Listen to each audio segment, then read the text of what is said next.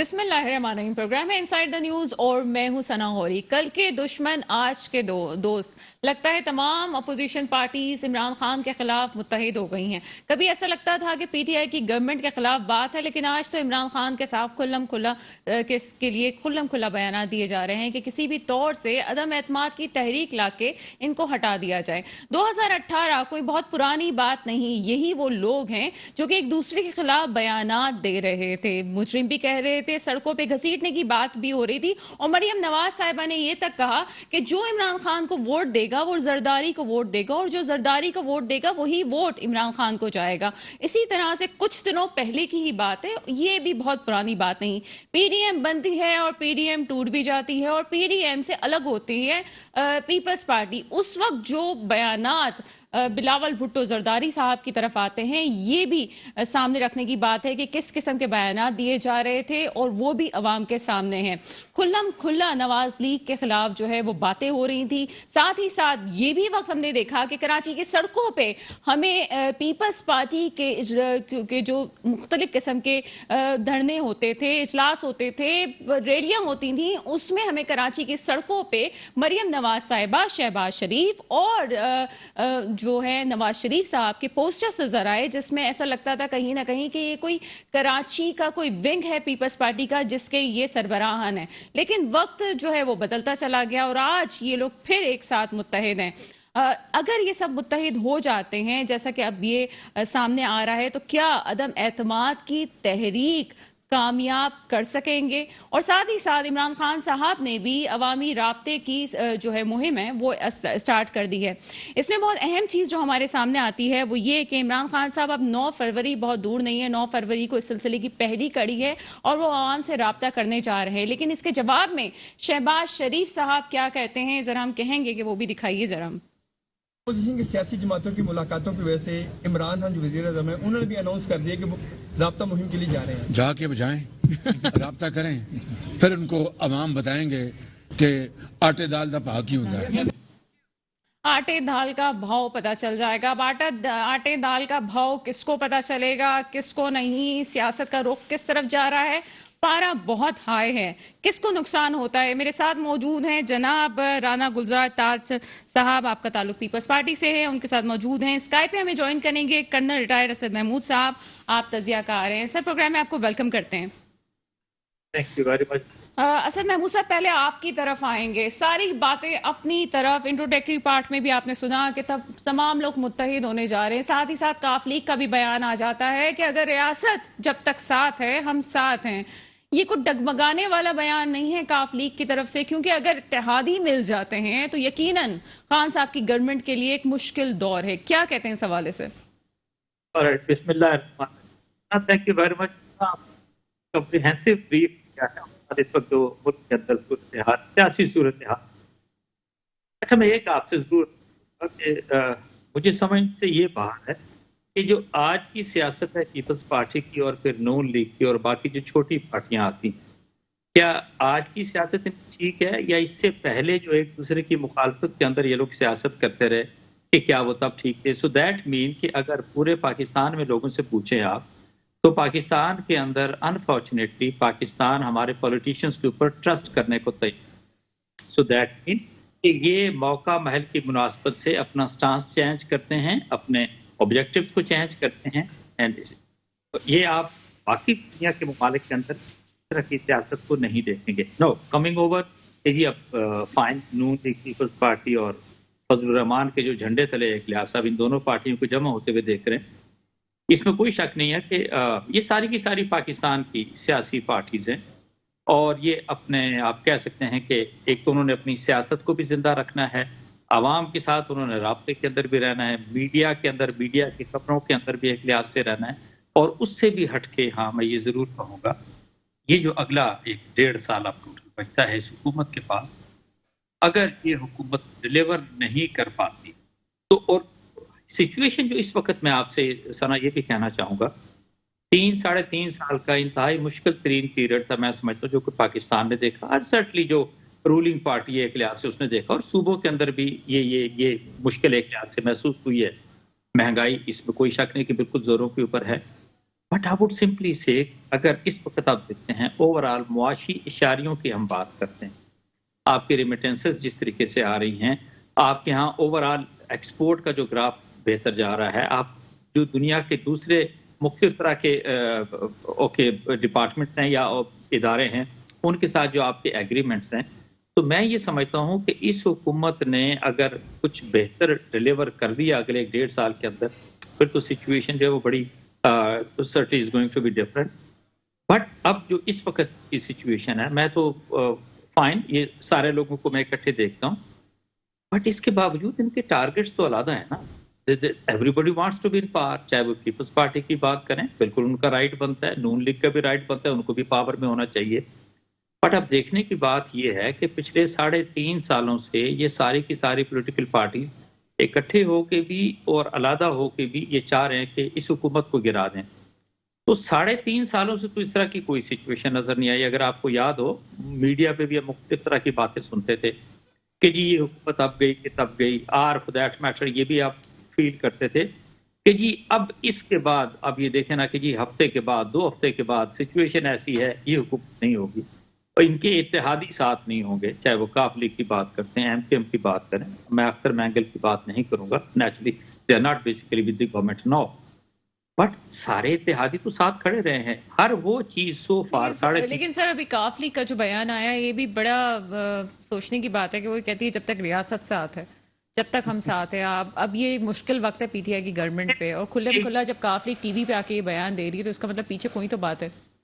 नहीं देखिए, एक मैं आपसे अर्ज करूं कि अगर काफ लीग की हम बात करते हैं ना, तो काफ लीग तो मेरा ख्याल है इस वक्त उसकी 5 घी के अंदर, सर कड़ाही के अंदर है। उसमें तो उनके जिस तरीके से मरकज के अंदर से है, जिस तरीके से ओवरऑल आप सूबे के अंदर भी से देखते हैं, और उसी के साथ मैं आपसे ये बताऊं, चाहे वो परवेज लाई की बात करते हैं या उनके कजन है बड़े, उनकी बात करते हैं, naturally he is very sick now, but इसके बावजूद भी ये इत्तेहादी फाइन, हुकूमत के साथ उनके इख्तलाफात थे, हुकूमत से उनके मुतालिबात थे, और उसी के साथ उन्होंने बहुत सारी चीजें जो मनवानी थी, सर्टी काफ लीग ने मनवाई हैं।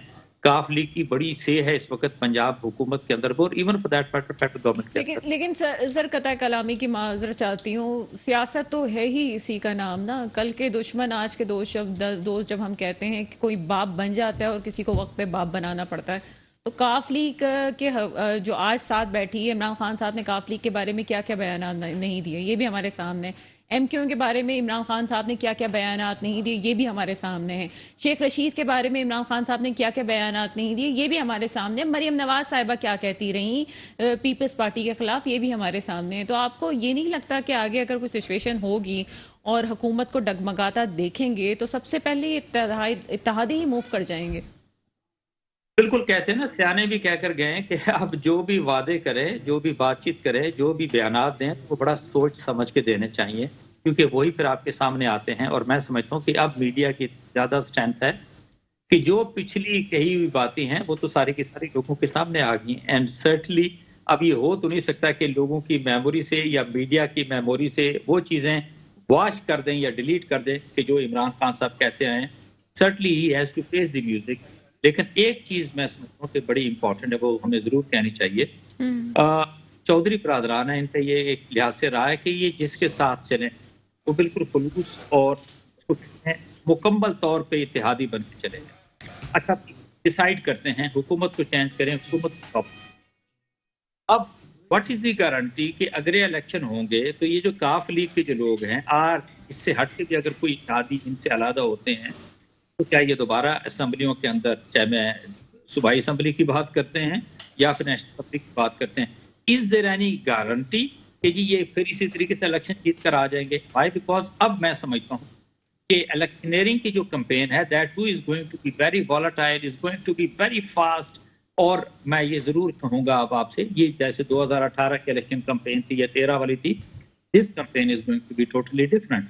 तो ये जरूर मैं ये कहूंगा कि yes, they have to know decide. अगर ऐसी बात भी आती है कि ये अगर वो वाकई टॉपल करते हैं, then what is next? Why? Because अब ये देखें ना, अगर सही इत्तेहादियों की बात तो उस तरह की तो नहीं नून लीग और पीपल्स पार्टी की, पीपल्स पार्टी को बेतहाशा डिफरेंसेस हैं अच्छा सर, आपका क्योंकि एक खास तजर्बा रहा है, आपसे खास तौर पे एक सवाल मैं पूछना चाहती हूँ कि ये कहना अपोजिशन का कि जो लोग साथ थे, और जो लोग कौन है ये भी आप समझते हैं, कि जो लोग इस हुकूमत के साथ थे वो इसलिए भी पीछे हटेंगे क्योंकि जो हालात हैं, जो महंगाई जा रही है, जो मईशत का हाल है, तो पाकिस्तान को कोई भी डूबने नहीं देगा। उस सूरत में वो लोग अपना हाथ हटा देंगे और फिर जो है हम तब्दीली ला सकेंगे। तो ऐसा कुछ होने जा रहा है? I don't think so. देखिए, मैं एक आपसे जरूर अर्ज करूं, अगर पॉलिटिकल पार्टीज की अपोजिशन की बात करते हैं, अगर इन्होंने कुछ डिलीवर करना होता पिछले 40 सालों में, स्वाय वो जो 9 साल का टेन्योर था, तो उसके अंदर भी जनरल मुशर्रफ के साथ तो एक्चुअली काफ लीग के लोग थे ना, तो अगर इन्होंने कुछ डिलीवर करना था तो आप वुड से कि दे वुड हैव डिलीवर्ड। मैं जरूर अपने पार्टी के भी डेफिनेटली भाइयों से ये सवाल करूंगा कि 14वां साल जा रहा है, दे आर एक्चुअली रूलिंग, पूरे सिंध को वो रूल कर रहे हैं पिछले 14 सालों से, किसी तरह का कोई क्वेश्चनिंग उनके ऊपर नहीं है। वो थोड़ा सा गवर्नर राज भी एक लिहाज से लगाया था, वो तो नून लीग ने लगाया था, जब इनकी हुकूमत खत्म कर दी वो फिर बहाल हो गई थी। तो बात ये आती है कि डिलीवरेंस की आप डेफिनेटली लोगों को प्रॉब्लम है, डेफिनेटली लोगों को डिस्टर्ब होते हैं महंगाई की वजह से। चलें सर, यहाँ पे स्टूडियो में हमारे साथ राना गुलजार ताज साहब मौजूद हैं और अभी अभी हमें ज्वाइन किया इब्राहिम आबड़ो साहब ने, आपका ताल्लुक पीएसपी से। सर, प्रोग्राम में आपको वेलकम करते हैं। राना गुलजार ताज साहब, क्या करने जा रहे हैं जनाब? कोई प्लानिंग की है? क्या तब्दीली लाना चाह रहे हैं हाउस में? बिस्मिल्लाहिर्रहमानिर्रहीम, शुक्रिया। देखिए, तब्दीली की बात इस तरह है कि आवाम जिस तरह से परेशान है और जो महंगाई के चुंगल में फंसी है, हमारी जो जद्दोजहद और लॉन्ग मार्च है वो आवाम के लिए है। इख्तदार बाद की बात है, सबसे पहले तो आवाम को इस चीज़ से निजात दिलाई जाए। अच्छा सर, क्योंकि यही खान साहब थे जो कौम को उम्मीद की नवीदें सुनाते थे और कहते थे कि जब महंगाई होती है तो पैसे हुक्मरानों की जेब में जाते हैं, जब पेट्रोल पे पैसे बढ़ते हैं तो हुक्मरानों की जेब में जाते हैं, और आटा, दाल, चीनी और तेल, दवाइयाँ जो जिस तरह महंगी हुई हैं, ये मैं तो ये कहूँगा कि पिछले 70 साल में इतनी महंगाई नहीं हुई जितनी इस 3.5 साल हम में इन हाउस तब्दीली की बात कर रहे हैं। मुझे ये बताएं कि अभी आप जो इतना मिलजुल के रह रहे हैं, बड़ी आपकी दोस्तियां वस्तियां हो गई हैं, तो कुट्टी भी तो हो जाती है। देखिए जी, सियासत में कोई हरफ आखिर नहीं होता, सियासत है, सियासत में बिल्कुल दोस्त मुलाकातें रहती हैं। तो 1.5 साल बाद फिर आप लोग दुश्मन बन जाएंगे? देखिए, दुश्मन की बातें हमारी तरफ से कभी भी ऐसे अल्फाज नहीं हुए कि जो, देखिए मैं फिर आपसे एक बात कहूँगा कि देखिए, सियासत में मैं तो अपनी ज़ाती बात करूंगा कि मयाना रवि होनी चाहिए और ऐसे अल्फाज अदा नहीं करने चाहिए कि जो कल फिर दोबारा हम मिलें और एक दूसरे को, कल आप भी जैसे अब मीडिया है आप कह रहे हैं, तो ये बातें होनी नहीं चाहिए। अगर उन्होंने की हैं तो उसका जवाब तो उन्होंने देना है। मेरी ज़ाती राय है कि ऐसे अल्फाज नहीं होने चाहिए। किसके अल्फाज हैं कि नवाज शरीफ को इस दफा माफ कर दिया तो अल्लाह भी हमें माफ नहीं करेगा? नहीं, देखिए, मैंने फिर आपसे कहा, देखिए उसका जवाब तो जरदारी साहब देंगे। मैं फिर आपसे कह रहा हूँ कि उसका जवाब जरदारी साहब देंगे। मैंने एक जुमला भी आपसे क्या कहा कि ऐसा अल्फाज कोई भी हो, जरदारी साहब हों, नवाज शरीफ साहब हों, बिलावल साहब हों, मरियम हो, इमरान खान हो, कोई भी ऐसे अल्फाज से इज्तनाब बरतें जिससे आवाम को भी ज़िलादारी हो, कल उंगली उठे। क्योंकि देखिए, सियासत है, सियासत में मिलना भी पड़ता है और सियासी लोगों के दरवाजे हमेशा सबके लिए खुले रहते हैं, ऐसी बात नहीं है। तो मैं ये समझता हूँ कि बिल्कुल हमारा जो इस वक्त इत्तेहाद है वो आवाम के मफाद में है और हमारी कोशिश है कि अवामी इशूज़ को सामने रखा जाए, अपने ज़ाती इशूज़ को सामने ना रखा जाए। तो सर, इसका मतलब तो ये कि सियासत इसी का नाम है कि वाकई किसी को बाप बना लिया जाए और किसी का बाप बन लिया जाए? देखिए, सियासत का तो असल नाम खिदमत है और रियासत के वसाइल का सही इस्तेमाल है। ये खिदमत है कि आवाम को बेवकूफ बनाया जा रहा है? वक्त पढ़ने पे मिल जाते हैं, वक्त पढ़ने पे नाराज हो जाते हैं आप लोग। मैंने गुजारिश की कि सियासत का असल मकसद है रियासत की आवाम की खिदमत और रियासत के वसाइल ईमानदारी से आवाम पर खर्च करना। अब अगर उसके अंदर कोई शख्स गड़बड़ करता है तो उसका जवाब उसने अल्लाह के यहाँ भी देना है, दुनिया में भी मुझे कहते हैं कि जी मैं पर्सनल तौर पे इसका जवाब क्या दूं? मैं पर्सनल तौर पे जवाब देता हूं मैं पार्टी, तो ये 13 साल पार्टी का जवाब आप दे सकते हैं? नहीं, देखिए जी, 13 साल पार्टी ने जो भी, सिंध में देखिए जी मेरी बात सुने, 13 साल तक पार्टी ने जो भी काम किया है उसका भी वो जवाब दे हैं और कहीं गड़बड़ हुई है तो उसका भी वो जवाब दे हैं। देना बिल्कुल, मैंने आपसे क्या कहा कि पार्टी, देखिए मैं गवर्नमेंट तो नहीं हूँ, मैं गवर्नमेंट का अहदेदार तो नहीं हूं, मैं तो एक पार्टी का हैसियत से बैठा हूं। तो गवर्नमेंट में जो लोग हैं वो उसका जवाब देंगे। जहां पर भी गड़बड़ हुई है, कोताही हुई है, उसका जवाब, उसके लिए इदारे मौजूद हैं, वो तहकीकात करें और उनकी बिल्कुल सजा और सजा होनी चाहिए। मैं ये नहीं कहता कि मिसाल के तौर पर कि जी कहीं अगर करप्शन की है, अगर करप्शन की है तो बिल्कुल सजा होनी चाहिए। गुलजार दास साहब, मैं जब भी आपसे पार्टी का सवाल पूछती हूँ आप हमेशा मुझे कहती जी पार्टी जवाब देगी, ओहदेदारान जवाब देंगे। तो बहरहाल एक और चले ये जवाब दे देंगे, इन हाउस तब्दीली कैसे होगी?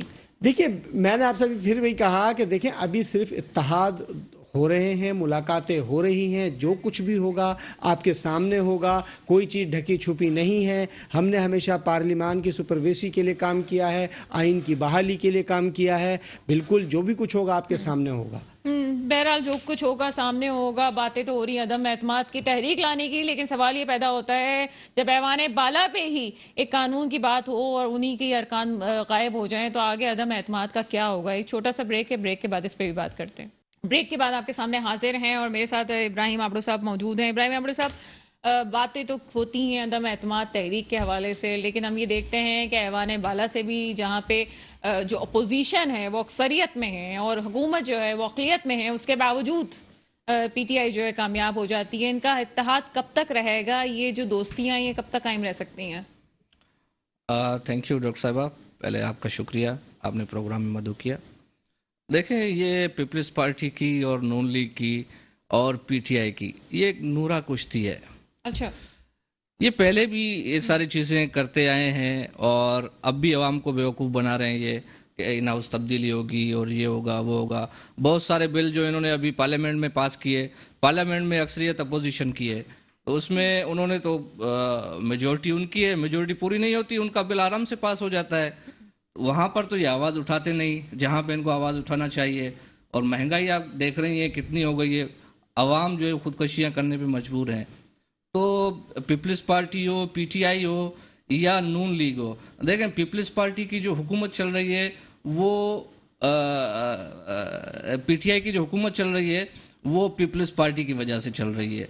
पीपल्स पार्टी जब भी लोग यहाँ पे प्रोग्राम में आते हैं वो यही एक मुद्दा कहते हैं कि ये दोनों आपस में मिलके चला रहे हैं, तुम सिंध संभालो हम वफाक संभालते हैं, इसीलिए पीडीएम से भी अलग हो गए। ये आप लोगों की पार्टी का मौकफ है, जबकि दूसरी तरफ एक दूसरे को ये लोग बुरा भी कह रहे हैं। मुझे आपका ये मौकफ समझ में नहीं आता कि आप ये हमेशा कहते हैं कि जी पीडीआई और पीपल्स पार्टी जो है वो भाई भाई है।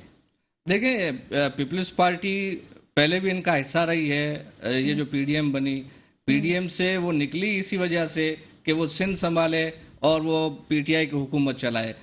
पीटीआई की हुकूमत पीपल्स पार्टी चला रही है, उन्हीं के मरून मिन्नत है और वो उसका पूरा का पूरा फायदा फ्रूटफुल जो भी है वो सिंध से वो रिकवर कर रहे हैं। आज पीपल्स पार्टी की जो हुकूमत जहाँ मौजूद है वो पीपल्स पार्टी पीटीआई की मरून मिन्नत है। तो 13 साल चलिए पीपल्स पार्टी छोड़ दें, नून लीग छोड़ दें, पीटीआई छोड़ दें, ये एमक्यूएम क्या कर रही है? क्या एमक्यूएम आपको लगता है कि ये पीटीआई का साथ छोड़ने जमा ली है? देखें, एमक्यूएम पहले भी ऐसा ही रहा है, माजी उठा के देख लें आप एमक्यूएम का।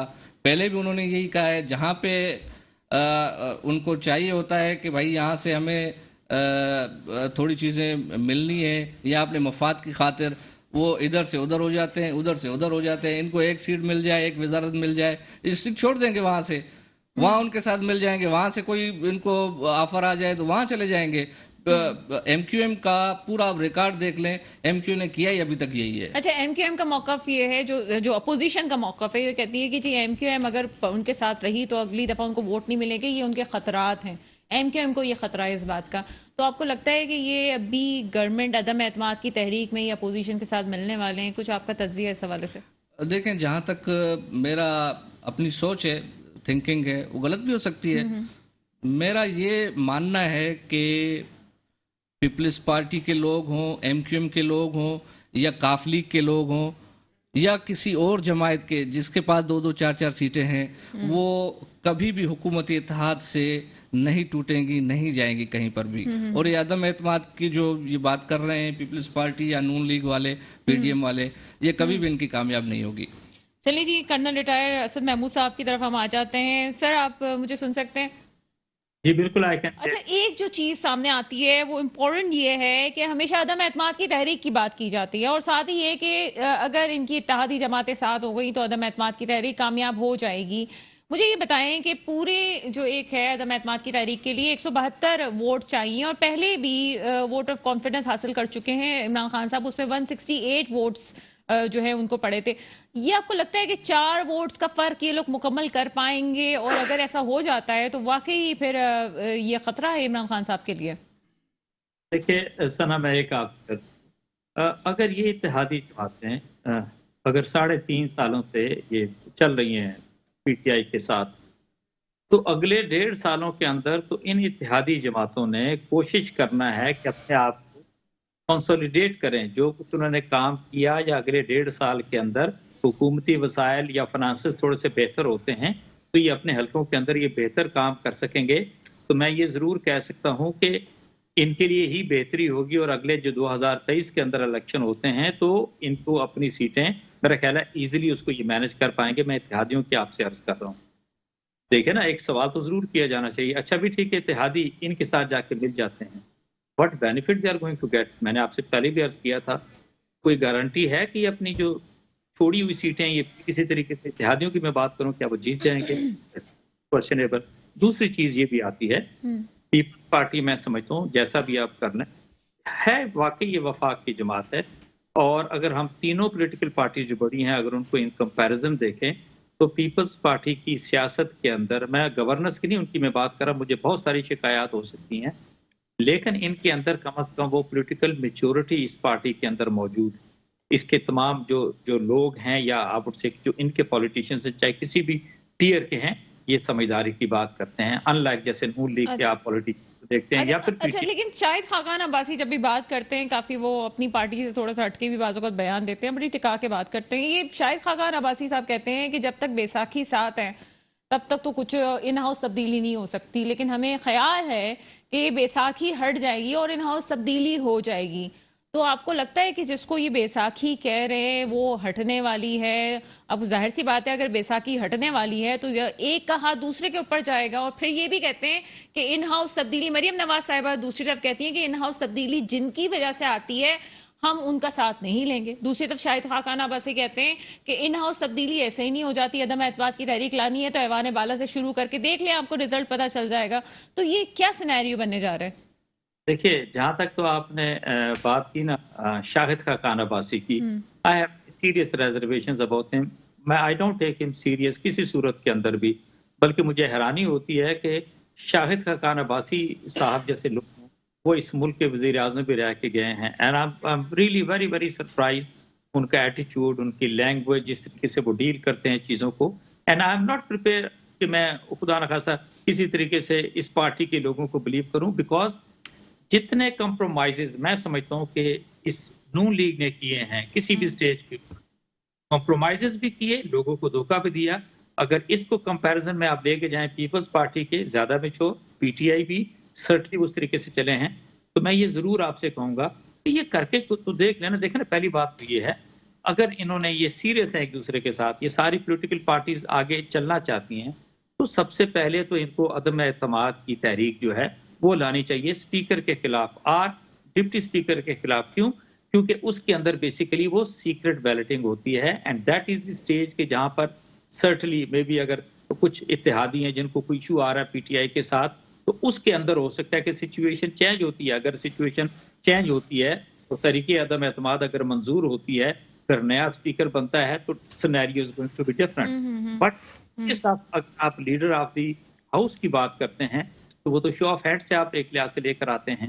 तो इससे पहले भी आपने मुख्तलिफ तरह के अदम एतमाद की तहरीकें अगर आपने देखी हैं तो उनके साथ जो अशर हुआ जिस तरीके से, वो भी सबके सामने है। मैं तो यहाँ पर सिर्फ आपसे इतना कहना चाहूंगा, बाय गॉड ये सारी की सारी हमारी पॉलिटिकल पार्टीज हैं, उनको ना बजाय इसके कि हर वक्त एक दूसरे के साथ ये दस्तों गिरबान रहें, बजाय एक दूसरे को खींचते रहें, लहजे ऊंचे नीचे करें, जो कुछ भी है तुंद और तेज तल्ख और बयानात एक दूसरे के खिलाफ दें।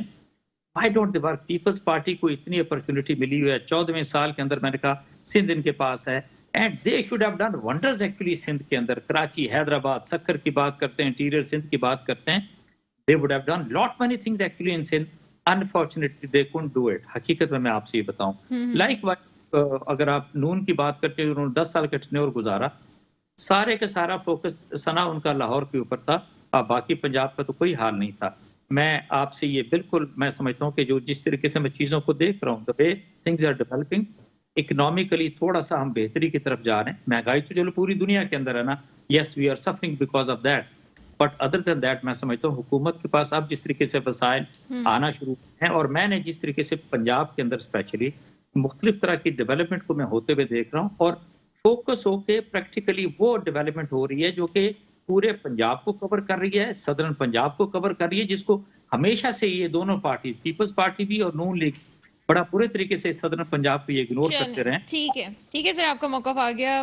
राना गुलजार ताज साहब, जब डेवलपमेंट की बात की जाती है तो पीटीआई ने अपने तौर से डेवलपमेंट के काम किए और सेहत कार्ड उसकी मिसाल भी है, इससे कोई इनकार नहीं कर सकता। फिर अगर पीटीआई वालों से पूछा जाता है कि सिंध में सेहत कार्ड का इजरा क्यों रुका हुआ है, तो कहते हैं जी 18वीं तरमीम का मामला है, सिंध का अंदरूनी मामला है, वो हमें इस तरह से काम नहीं करने देंगे। और आप भी क्या ये क्या डेवलपमेंट का क्या सिलसिला है? जब आपके पास 13 साल से गवर्नमेंट थी तो आपने सिंध में क्या क्या डेवलपमेंट के काम किए, बता दें आज लोगों को। देखिए जी, बात ये है कि उनको किसने रोका है कि वो सेहत कार्ड ना दें? वफाक दे रहा है, वो बिल्कुल सेहत कार्ड दें, उनको कोई नहीं रोक रहा। और वज़ीर आज़म साहब ने कितनी बार ऐलानात किए हैं, तकरीबन 4 से 5 बार उन्होंने ऐलानात किए हैं, तो उनको किसने मना किया? वो काम कराए ना, उनको तो किसी ने मना नहीं किया। वो ऐलान कर कर जाते हैं, महज एक बुग़्ज़े माफिया है और कुछ भी नहीं है। जहाँ तक सिंध में उनको बस ये चीज़ नज़र आती है कि जी हमारी गवर्नमेंट होगी तो काम होगा। देखिए, पाकिस्तान पीपल्स पार्टी ने ईरान गैस समझौता लाइन जो है वो पाकिस्तान पीपल्स पार्टी ने किया था, और उस वक्त फिर दूसरी गवर्नमेंट आई, उन्होंने रोक दिया। सीपैक भी जरदारी साहब के दौर का है। ठीक है, काम है, आवाम के लिए है, इसमें कोई वो नहीं करना चाहिए, लेकिन इन लोगों ने जो उसका हुलिया बिगाड़ा है ये आप देख सकते हैं। उसमें नवाज गवर्नमेंट ने भी और मौजूदा गवर्नमेंट ने भी उनका काम क्यों नहीं होता? वो चीन में चले गए, अब वो वहाँ पे जाके काम कर रहे हैं, तो ये भी उसको भी तनकीद का निशाना बनाया जा रहा है कि देखिए मेरी बात सुनिए। बात ये है कि जो भी अच्छा काम किसी का भी हो उसको अप्रिशिएट करना चाहिए, कोई भी हो। हमारा मकसद तो ये है कि जो आप फरमा रहे थे, जो आप कह रहे थे, आप सब कुछ वही कुछ कर रहे हैं, बल्कि उससे 2 कदम आगे जा रहे हैं। तो मैं ये समझता हूं कि आप अच्छे हुक्मरान तो साबित ना हुए ना। बात ये है कि आप ये फरमा रहे थे कि भाई ये पिछले लोग सारे गलत हैं, ये बेईमान हैं, ये चोर हैं। बहुत अच्छी बात है भाई, ये चोर हैं, गलत हैं, तो आप एक अच्छे आदमी हैं, सादिकुल अमीन हैं, आपने साबित किया अपने आप को कि मैं सादिकुल अमीन हूँ, मैं ईमानदार हूँ, मैं सच्चा आदमी हूँ। आपने तो एक के बाद दीगरे झूठ बोला, आपने कौम को महंगाई की दलदल में डाल दिया, बेरोजगारी आम हो चुकी है। आप बताइए रोजगार के जराए कहाँ हैं? आप ये कहते हैं जी इंडस्ट्री बड़ी उरूज पर है, गैस उनको मिल नहीं रही, इंडस्ट्रियां बंद पड़ी हैं। आप कहते हैं जराए मुआदला बहुत आ रहा है, तो जब जराए मुआदला आ रहा है तो महंगाई किस बात की है? महंगाई तो होनी नहीं चाहिए। तो सर वो बात सही है, वफाक पे आप बात करते हैं, सिंध की हालत ठीक है सर? देखिए जी, मैं फिर वही आपसे बात कर रहा हूँ कि सिंध हो या कोई, मैं तो पूरे पाकिस्तान की बात कर रहा हूँ। सिंध कोई पाकिस्तान से अलग तो नहीं है। सर आपकी पार्टी की देखिए पार्टी बिल्कुल, हम बिल्कुल पाकिस्तान पीपल्स पार्टी जितने उसके वसाइल हैं वो अपना काम कर रही है। वफाक को हमारा हमें वसाइल कम है आपके पास? देखिए फिर वही मैं कह रहा हूँ कि वफाक को अवार्ड सब कुछ आपको, देखिए एनएफसी अवार्ड जरदारी साहब के जमाने में मिला था, पीटीआई ने नहीं दिया अभी तक। एनएफसी अवार्ड अगर ये दें तो क्या ही बात है, ये ऐलान करते हैं, देते नहीं है एनएफसी अवार्ड, क्योंकि एनएफसी अवार्ड मिलेगा तो हम पीएफसी अवार्ड देंगे। जाहिर सी बात है कि वो तो ये पैसे रिलीज ही नहीं कर रहे, ये तो ऐलान करते हैं, देते नहीं है। तो भाई आप ऐलान भी करें, आप दें भी, आए सिंध में, आप वजीर आजम है पाकिस्तान के। आप देखिए जहां करप्शन, मैंने फिर आपसे एक बात कह रहा हूं, बार बार आपके प्रोग्राम में कहता हूं, करप्शन पाकिस्तान के किसी कोने में भी हो, ये एक लानत है, ये नहीं होनी चाहिए। कोई भी करे, पीपल्स पार्टी करे, मेरी बात सुनिए, मैं आपसे कह रहा हूँ, गुजारिश है मेरी बात।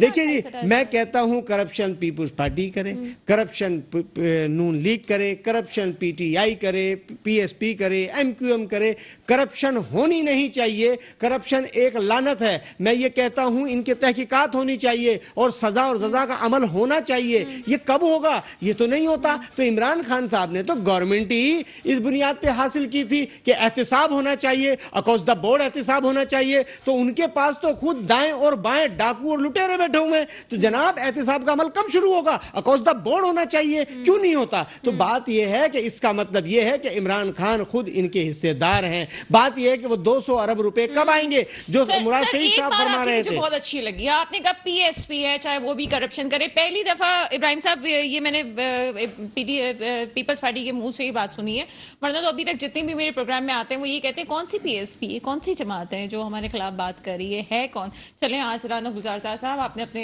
नहीं, देखिए मैं फिर आपसे एक बात इस पे कहूंगा। मैंने आपसे कहा पीएसपी जमात जरूर बनी है, लेकिन लोग तो सारे दूसरी जगह से आए हुए लोग हैं, तो करप्शन तो नहीं छुपती क्या? अगर नाम बदल दिया कि भाई करप्शन छुप जाए, ऐसा तो नहीं होगा। क्योंकि देखिए शहर में, मैं आपसे गुजारिश करूं, शहर में जितनी चाइना कटिंग हुई, जितनी भी हुई, उस वक्त मोहतरम मुस्तफा कमाल साहब शहर के नाजिम थे, एमक्यूएम में मौजूद थे, सब कुछ उनकी जेर सरपरस्ती हो रहा था। बात यह कि एहतिसाब का अमल तो मुकम्मल अकोसदा बोर्ड होना चाहिए। अगर पीपुल्स पार्टी ने गलत काम किया तो उनका भी होना चाहिए, एमक्यूएम ने किया उनका भी होना चाहिए। बात इसमें यह तो नहीं है कब होगा, कब शुरू होगा। अब इब्राहिम साहब जवाब दें इस बात का। मैं तो कुछ और सवाल पूछने वाली थी, बहरहाल आप मैं चौधरी साहब का जवाब दूं इसके ऊपर। पहले तो इन्होंने सवाल ये किया कि जो आपने कहा डॉक्टर साहब कि पीएसपी को तो पार्टी माना ही नहीं जाता, लेकिन पीपल्स पार्टी तो अब इन्होंने माना कि पीएसपी एक पार्टी है। वो कहते हैं स्टेक होल्डर ही नहीं है, वो तो ये बात करते हैं स्टेक होल्डर ही नहीं है। देखें, पहले तो मैं इनका जवाब दे दूं, फिर आपका जवाब देता हूं। सबसे पहले जो पीएसपी की बात हो रही है, पीएसपी ने 6 दिन का धरना अभी जो यहाँ पे दिया फवारा चौक पे, 6 मर्तबा मीटिंग्स हुई हमारी पीपल्स पार्टी के साथ। अगर हम पार्टी नहीं है तो हमारे पास क्यों आए? हमारे हाउस पे आए। जब हमने ऐलान किया कि हम बैठेंगे सड़कों पे, रोड बंद करेंगे और पुरअमन एहतजाज करेंगे, उस वक्त 24 तारीख को एहतजाज से पहले हमारे पास आ गए मरकज पे, मुसवा भाई से मुलाकात हुई। चलिए, तो पॉजिटिव बात है ना, आए तो ना जी। अब दूसरी बात ये जो इन्होंने कहा कि करप्शन पीएसपी की करे। देखें, पीएसपी अभी इक्तदार में नहीं है, उसके पास एक काउंसलर भी नहीं है, तो करप्शन कहां से कर रही है? करप्शन तो इदारों में हो रही है। इदारों में तो हमारे बंदे नहीं है, इदारों में तो इन्हीं के लोग बैठे हुए हैं। 13 साल से उन्होंने ये बात कही कि सब लोग मिलके जो करप्शन करके आए वो मिल गए, इन्होंने ये बात कही है। पीएसपी का अभी तक कोई भी बंदा इदारे में मौजूद नहीं है। जो ये इल्जाम तराशी कर रहे हैं वो सरासर गलत है। हमारे पास एक काउंसलर तक नहीं है। हाँ, ये है कि अवाम की अब जो उम्मीद है वो पीएसपी की तरफ जरूर हुई है। पहले ये बात कम थी, अब बहुत सारे लोग जो हैं पीएसपी को चाहने वाले हैं और पीएसपी को सपोर्ट कर रहे हैं। अभी आपने धरने में देखा 6 दिन का धरना। एक कराची के पूरे मैं समझता हूं कि लोग जहां के जो इंटेलेक्चुअल हैं और पढ़े लिखे लोग हैं वो सड़कों पे आए, उन्होंने अपना एहतजाज रिकॉर्ड कराया और गवर्नमेंट को बताया। अब तो पढ़े लिखे और इंटेलेक्चुअल लोगों से भी डर लगने लगा है। ये वही पढ़े लिखे और इंटेलेक्चुअल लोग थे जो कि अभी जिसकी वजह से ये गवर्नमेंट अभी कायम है हमारे ऊपर। देखें, 13 साल से पीपल्स पार्टी की गवर्नमेंट है। हम सिर्फ एक मुतालबा कर रहे हैं। मुस्तफा कमाल भाई की पूरी प्रेस कॉन्फ्रेंस है, जब से ये पार्टी बनी है 2016 से, आप एक भी प्रेस कॉन्फ्रेंस उठा के देख लें, हम सिर्फ एक ही बात कर रहे हैं। हम ये कह रहे हैं कि भाई एनएफसी अवार्ड की मद में आपको पैसे मिलते हैं वजीर आला के पास, वजीर आला उसको पीएफसी के पीएफसी का इजरा नहीं करते। पीएफसी का इजरा करेंगे, 140A में उसकी तशरीह करेंगे तो ये मामला सारा हल होगा। अख्तियारात निचली सतह तक जाएंगे, काउंसलर तक रसाई होगी उनकी, अवामी मसाइल तब हल होंगे। अभी कोई भी अवामी मसाइल हल नहीं हो रहा। तो हमारी तो ये डिमांड रही है, 1000 अरब रुपया एनएफसी के मद में हर साल पीपल्स पार्टी की गवर्नमेंट को मिलता है। 13 साल से पीपल्स पार्टी की गवर्नमेंट है। ये कह रहे हैं कि 10,242 अरब रुपए जो कि 13 सालों में 14 सालों में पीपल्स पार्टी को मिले हैं, एक भी तरक्याती काम इन्होंने नहीं कराया। वो कहां खर्च किए? 4900 स्कूल बंद हो चुके हैं सरकारी, 4900 जो ऑन द रिकॉर्ड बात है, और 11,000 स्कूल जो उन्होंने लिस्ट हाईकोर्ट में जमा कराई है घोस्ट स्कूल हैं। 11,000 घोस्ट स्कूल। अब आप मुझे बताएं, मैं इनसे सवाल करूंगा कि उनके पैसे भी जा रहे होंगे ना, टीचर्स के पैसे जा रहे होंगे, उनकी मेंटेनेंस जा रही होगी, वो पैसे कहाँ है? वो कौन रिकवर करेगा? बहरहाल आगे जो बातें बहुत होती हैं पीपल्स पार्टी के हवाले से, लेकिन फिर भी असेंबली में इस वक्त सिंध असेंबली में पीपल्स पार्टी ही की हुक्मरानी है और आगे इलेक्शन में क्या होता है इस पर भी कुछ बात करेंगे, लेकिन एक शॉर्ट ब्रेक के बाद आपके सामने हाजिर हैं कर्नल असद महमूद साहब की तरफ जाएंगे। सर, ट्रैक रिकॉर्ड जो उनका जो बताता है, पहली तो बात ये कि अजम्पशंस बहुत हैं, क्या होने जा रहा है, क्या होगा, पार्टी के ऊपर बुरा वक्त है या इमरान खान साहब के ऊपर बुरा वक्त है। लेकिन ट्रैक रिकॉर्ड तो यही बताता है कि बस ये अगर इलेक्शन की तैयारियां होंगी तो ये फिर लड़ने पे आ जाएंगे। क्या मकसद पाकिस्तान की बेहतरी है या सिर्फ खान साहब को सीट से हटाना है? क्या समझते हैं आप? ये दोनों पॉलिटिकल पार्टी, दोनों के साथ जो अलाइड अपोजिशन पार्टीज हैं, उनका सिर्फ एक ही पर्पज है कि किसी सूरत के अंदर भी इमरान खान को प्राइम मिनिस्टर नहीं होना चाहिए। हकीकत में मैं आपसे बताऊं, बट आई वुड सिंपली से कि is this the only solution for this country कि इमरान खान हट के तो हर चीज ठीक हो जाएगी। इससे पहले मैंने आपसे अर्ज किया था कि 40 साल यही दोनों पार्टीज रही है ना, पीपल्स पार्टी को भी ले लें, फिर नून लीग को भी ले लें, तो were they able to deliver something to this country. मैं अभी इब्राहिम साहब को यहाँ पर सेकंड करूंगा, बिल्कुल उन्होंने ठीक बात की है। 2008 के अंदर लिटरेसी रेट पाकिस्तान का 59-60% था और 2022 के अंदर आके ये हम 57-58 पे होवर कर रहे हैं। सो दैट मीन कि बजाय लिटरेसी रेट हमारा ऊपर को जाता, हम तो नीचे को आ गए। And the reason is certainly आप ये देख लेना कि जो घोस्ट स्कूल की लिस्ट जमा कराई गई है, ये तो सिर्फ एक सूबे की बात है। इट इज नॉट ओनली कि ये सारा कुछ सिंध के अंदर हो रहा है, पंजाब, केपी और बलोचिस्तान के अंदर भी शायद इसी तरीके से हो रहा होगा। सो मैं ये जरूर कहूँगा कि ये इन हुकूमतों की जो जिम्मेदारियां हैं, चाहे सूबाई हुकूमतें थी या हैं काम कर रही हैं या फिर मरकजी हुकूमत है, उनको मेरा ख्याल है फोकस करना चाहिए लोगों की डिलीवरेंस के ऊपर। हकीकत में बताऊं, इस मुल्क को आप डॉक्टर सना आप बिलीव कीजिए, हम अक्सर बात करते हैं पॉलिटिशियंस को हम आड़े हाथों लेते हैं, फौज को भी इसी तरीके से हम रगेदते हैं, बट प्रैक्टिकली इस मुल्क को सबसे ज्यादा नुकसान आपके मुल्क की ब्यूरोक्रेसी ने पहुंचाया है। अभी कोई वजीर आला सिंध जाके सेक्रेटरी एजुकेशन के सर पे तो नहीं बैठेगा कि तुम अपना जितना सिस्टम है एजुकेशन का वो ठीक करो। सो दैट मीन कि उनके नीचे जितनी भी एक्चुअली एजुकेशन से ब्यूरोक्रेसी ताल्लुक रखती है, हॉस्पिटल्स की ब्यूरोक्रेसी है, इस पे तो कोई एक अलग प्रोग्राम करें and you would come to know they are the one actually जो पाकिस्तान की जड़ों के अंदर बैठ गए। इन्होंने पाकिस्तान की जड़ों को इस ब्यूरोक्रेसी ने आपके खोखला कर दिया और डेफिनेटली उन्होंने डाल के। खान साहब की गवर्नमेंट से कहाँ ये गलती हुई है? अगर ब्यूरोक्रेसी की आप बात करते हैं तो खान साहब भी तो उसी ट्रैक पे चल निकले। यही आपसे अर्ज कर रहा हूँ, और ये सबसे बड़ा मैं समझता हूँ कि क्राइम जो है ये पीटीआई ने कमिट किया है कि ब्यूरोक्रेसी को उन्होंने खुली छूट दी है। आप यकीन माने, मैं आपको गारंटी के साथ कह सकता हूँ, ये जो आपकी ब्यूरोक्रेसी है ये गलत काम बिल्कुल नहीं करती, और अगर इन्होंने ठीक काम भी नहीं करते, वही काम करते हैं ठीक काम के जिसके इनको पैसे मिलते हैं। Can you imagine? This is exactly what is happening. आप अपनी पुलिस को देख लें, आप फॉर दैट मैटर सेहत के डिपार्टमेंट को देख लें, आप ओवरऑल जो डिस्ट्रिक्ट की ब्यूरोक्रेसी है आप उसको देख लें, उनकी वर्किंग देख लें।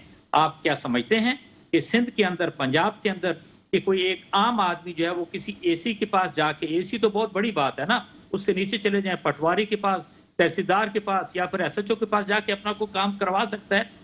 ये वो चीज थी जिसके ऊपर मैं समझता हूँ इमरान खान को फोकस करना चाहिए था। And let me put it very straight, अगर इस पीटीआई ने 5 से 10 जो ये डिस्ट्रिक्ट एडमिनिस्ट्रेशन के जो लोग थे, पुलिस के जो लोग थे, इनको घरों में भेज देते और यकीन माने तो आज ये सारे के सारे लोग काम कर रहे होते, इतनी ज्यादा शिकायतें ना होती कि जी लोगों को गुड गवर्नेंस अवेलेबल नहीं है। That is the reason. और हकीकत में मैं आपसे बताऊं, इसके ऊपर इस हुकूमत को सीरियसली काम करने की जरूरत। और यही सर प्रोग्राम का वक्त कम होता है तो मुझे एक बहुत वन लाइन आंसर दीजिएगा कि केपीके में ही जो उनका होम ग्राउंड है, वो पहले मरहले में जब इंतखाबात होते हैं तो रिजल्ट सामने आ जाते हैं। खान साहब की गवर्नमेंट के लिए एक बड़ा एक धचका था कि जी निचली सतह पे उनको रिजेक्ट किया गया उनके अपने होम ग्राउंड में।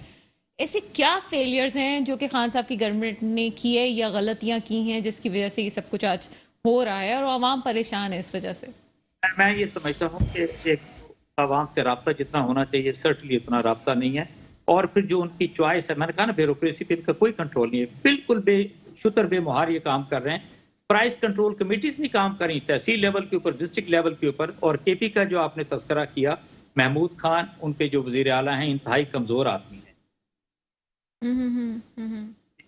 एक तो ये सबसे बड़ा है। तो मैं ये समझता हूँ कि महमूद खान के साथ एक लिहाज से इशू है। अगर उससे परवेज खट्टर को देख लें, उससे पिछले 5 साल में उन्होंने बड़ा बेहतर डिलीवर किया। तो अब उससे कि अगर किसी तरीके से एक तो टीम को बेहतर चलिए जी, राना गुलजार ताज साहब की तरफ हम चलते हैं। राना गुलजार ताज साहब, बात हो रही है कुछ सिंध के हवाले से भी, ये मुझे बताएं, सिंध में आपकी गवर्नमेंट है, डेवलपमेंट के काम के हवाले से भी आप बात करते हैं, लेकिन अगर ये जो सेंसस की बात हो रही है, सेंसस के बाद क्या आपको लगता है कि तो सिनेरियो चेंज हो जाएगा अगर सिंध की सेंसस हो जा, कराची की सेंसस हो जाती है और यहाँ पे ये जाहिर हो जाता है कि यहाँ पे 3 करोड़ की आबादी है, तो आगे सिनेरियो क्या होगा? देखिए जी, मैं तो सबसे पहले एक बात कहूँगा कि जैसे इब्राहिम भाई ने कही, जहाँ जहाँ भी गोस्ट स्कूल हैं या जहाँ जहाँ करप्शन है, सबसे पहली बात तो अक्सर नो तहकीकात होनी चाहिए, पॉलिटिकल लोगों की भी तहकीकात होनी चाहिए और तहकीकात करने वालों की भी तहकीकात होनी चाहिए। सबसे पहले तो एहतसाब का अमल जो है ना वो मुकम्मल होना चाहिए। दूसरी बात यह है कि डेवलपमेंट, जब सारे मामला, जब तहकीकात अक्सर नो सबकी होगी तो इंशाअल्लाह डेवलपमेंट भी होगी, मुल्क में तरक्की भी होगी, मुल्क में तमाम मामला दुरुस्त होंगे। हम लोग बात तो करते हैं लेकिन अमल कौन करेगा?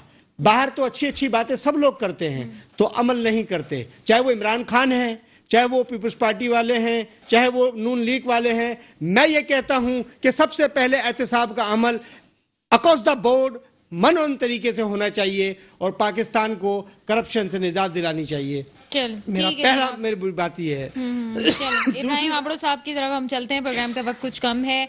सर, बात होती है तहकीकात होनी चाहिए, ये तहकीकात अगर सिंध में होती है तो तहकीकात करने वाला कौन होगा? देखिए, तहकीकात कराने वाले भी यही होंगे, इन्हीं के ऑफिसर लगे हुए हैं जो अब जो 10,000 तो हमारे ऑफिसर नहीं है, पाकिस्तान गवर्नमेंट की रेंट 10,242 अरब रुपए 13 सालों में इनको मिले हैं। उसका किसने इंतजाम किया है? कौन सी नेम इदारे कहाँ गए मेरे भाई? इदारे करें ना, वो पैसे कहाँ खर्च हुए हैं मेरे भाई? उसका कोई हिसाब देने वाला नहीं है। बातें कर रहे इदारे अक्रॉस द 13 साल से इनकी गवर्नमेंट है मेरे दोस्त। कराची में एक नई बस का हुलिया बिगाड़ा। कराची पूरे मुल्क को पालता है, 70% रेवेन्यू देता है। कराची के लोगों के साथ, सिंध के लोगों के साथ ये ज्यादती हो रही है। मैं अब भी कह रहा हूं ये ज्यादती हो रही है सिंध के लोगों के साथ, कराची के लोगों के साथ ये ज्यादती हो रही है। 70% कमाने वाला शहर पूरे मुल्क को चलाता है। यहाँ पे एक बस नहीं है, नई बस, एक कतरा नया पानी यहाँ शहर को नहीं दिया गया अभी तक। रोड रास्ते आप देखें, मलिर में चले जाएं, शहर में चले जाएं। आप ही शहर के नाजिम थे, आप जब तो ज्यादती की बात नहीं करते, आप टीवी पे बैठ के आपके नाजिम इस कौम को गालियां बक रहे थे, आपके शहर में शहर को उजाड़ रहे थे। आप उस वक्त आपके नाजिम कहां गए थे? आप ही के शहर के नाजिम थे। तो मेरे भाई आज आप बाहर बैठे हैं तो कौम की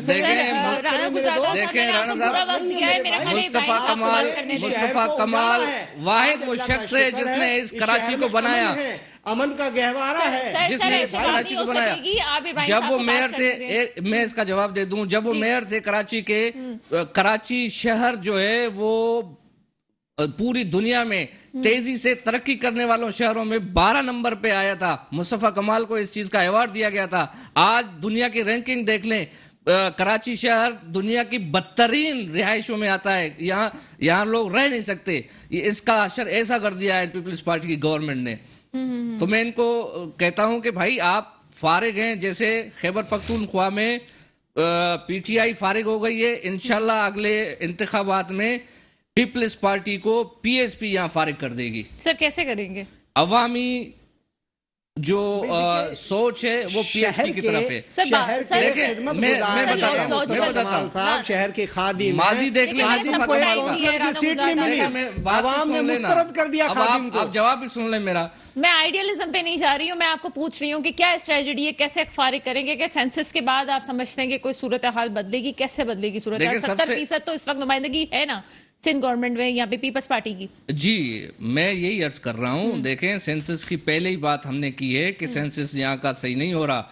यहाँ 1 करोड़ 60 लाख आबादी नहीं है, 3 करोड़ से ज्यादा आबादी है। सेंसस कैसे सही होगा? जो घरों में लिस्टें जा रही हैं 2007 की जा रही हैं, अभी भी कौन दे रहा है वो लिस्टें? देखें, लिस्टें ये पीपल्स पार्टी और नून लीग की गवर्नमेंट, उनके साथ एमक्यूएम भी शामिल है। उन्होंने अभी साइन किया था ना वहां पे बैठ के, उसी सेंसस के ऊपर वो इंतखाबात कराना चाह रहे हैं। इसी एमक्यूएम ने वोट देके उसको इजरा कराया उसका कि यही सेंसस सही है। अगर इस पे डट जाती, हम पहले दिन से कह रहे हैं कि कराची की आवाम 3 करोड़ से ज्यादा है। ये चीफ जस्टिस अपने रिमार्क्स में कह चुके हैं। जरदारी साहब ने अपने बयान में कहा है कि 2.5 करोड़ से ऊपर है। तो फिर कराची के लोगों के साथ क्यों ज्यादती हो रही है? इनको पूरा क्यों नहीं गिना जा रहा?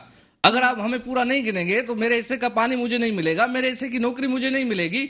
और मेरे हिस्से की गली कूचे जो है वो दुरुस्त नहीं होंगे, मेरे पैसे डिस्पेंसरी में नहीं जाएंगे, मेरे बच्चे स्कूल में नहीं पढ़ेंगे, उनकी दवाइयों के पैसे डिस्पेंसरी में नहीं आएंगे जब तक मुझे आप सही नहीं गिनेंगे। लेकिन सर सियासत का खेल तो आपको भी खेलना पड़ेगा ना। अगर आप यहाँ पे आ भी जाते हैं, आपके पास सीटें हो भी जाती हैं, तब भी आपको किसी के साथ मिलना तो पड़ेगा ना। देखें, हमने पहले दिन से ये आवाज उठाई है, अगर हमें अवाम ने मुंतखब किया तो इंशाल्लाह अवाम के हक की बात करेंगे। अगर अवाम के हक की बात असेंबली में नहीं होगी तो मुस्तफा कमाल भाई का दो टोक अल्फाज में ये है कि हम वो असेंबली में सीटों को लात मार के बाहर आ जाएंगे। अगर अवाम की नुमाइंदगी की बात नहीं होगी, अवाम के मसलों की बात नहीं होगी, हम बाहर आ जाएंगे सीटें छोड़ के। चलें जी, ये तो वक्त ही आपको बताएगा वोट ही नहीं मिलेगा, आप जाएंगे नहीं। वक्त के साथ अवाम की बेहतरी का काम करता है, कौन नहीं करता है। इब्राहिम आबड़ो साहब, राना गुलजार साहब और कर्नल रिटायर असद महमूद साहब हमारे प्रोग्राम में शामिल थे। आप सबका बहुत शुक्रिया। इसके साथ ही प्रोग्राम का वक्त खत्म होता है। मुझे इजाजत दीजिएगा। खुदा हाफिज।